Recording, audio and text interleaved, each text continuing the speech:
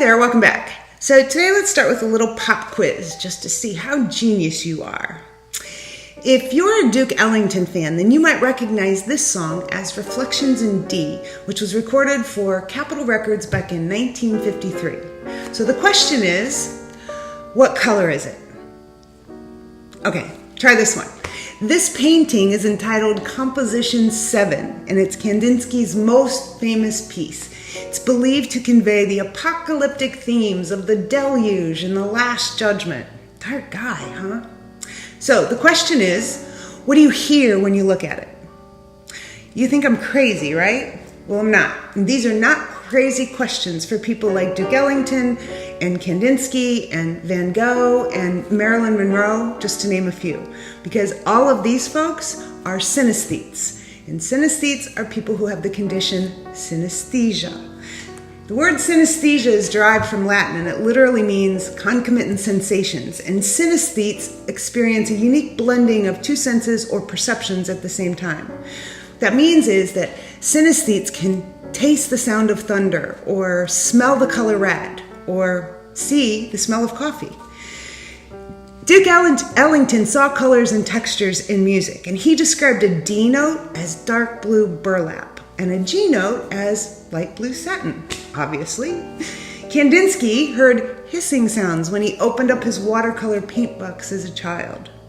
And Lolita author Vladimir Nabokov had grapheme color synesthesia.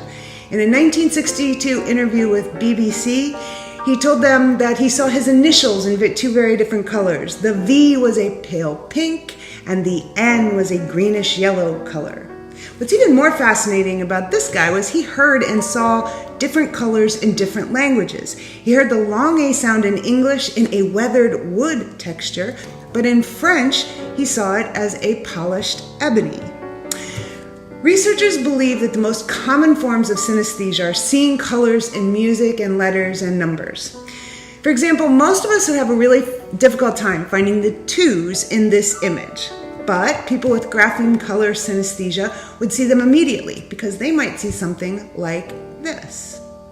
And if you see dark blue burlap when you hear this Duke Ellington song, then a positron emission tomography and an fMRI scan of your brain might look something like this. And neuroscientists would tell you that what you're seeing is the visual areas of your brain lighting up when you're listening to sounds.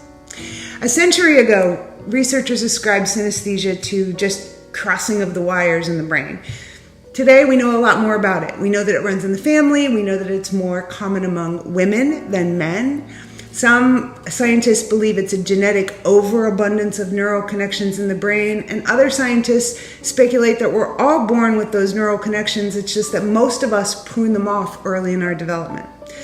But we do know that about 1 in 2,000 people have it, and it's common among geniuses. So, if you can smell the color yellow or taste the texture of velvet, you just might be a genius.